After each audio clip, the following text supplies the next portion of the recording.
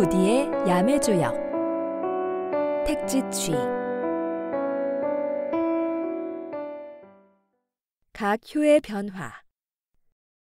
아래쪽 궤에서는 음의 효로 기반을 다지게 됩니다. 첫 번째는 음의 효입니다.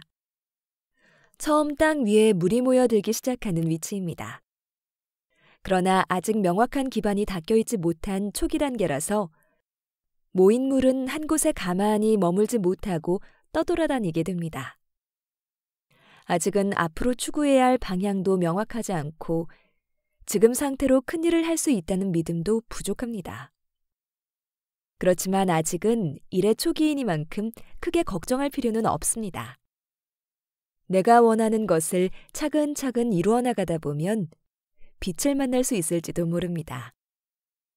두 번째 효 또한 음입니다. 아래쪽 궤의 한가운데에 위치한 이번 효는 모두가 함께 할 수 있는 비전을 나타냅니다. 가장 먼저 세워야 하는 것은 우리가 모여서 나아가야 할 방향성입니다.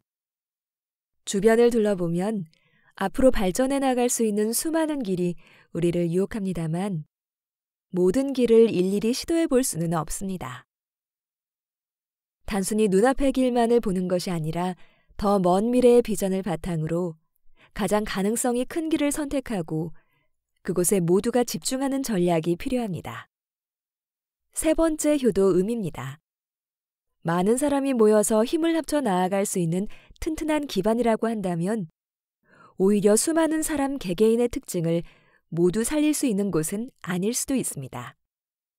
물론 각자의 특성에 맞추어 분업화하고 서로 협업할 수 있게 구성해야 하지만 개인이 가진 모든 장단점을 활용하고 보완할 수 있는 시스템이란 것은 반대로 말해 그 사람이 잠시라도 빠져서는 제대로 활용할 수 없다는 의미가 되기도 하니까요. 여럿이 함께 일을 한다면 서로가 서로를 생각하고 발맞춰 나아가는 지혜가 필요합니다. 네 번째 효는 양입니다. 이제 드디어 기반을 다 닦고 본격적으로 앞으로 나아갑니다. 많은 사람이 힘을 모으고 있고 그만큼 더 큰 일을 추진하는 것이 가능합니다. 그런데 새로운 시스템이라는 것은 그 공동체 내부의 구성원들만이 아니라 외부에 있는 사람들에게도 낯설 수밖에 없습니다. 따라서 현재 상태를 유지하기 위해서는 내부 구성원들이 서로 공감하는 것뿐만이 아니라 우리가 가진 비전을 외부의 사람들에게도 명확하게 설명하고 설득시킬 수 있어야 합니다. 다섯 번째 효도 양입니다. 위쪽의 가운데에 있는 양의 효는 잘 유지되고 있는 사회를 나타냅니다. 일을 처음 시작하는 사람들은 서로 나아갈 길을 공감하고 의욕 있게 일을 추진하였을 것입니다.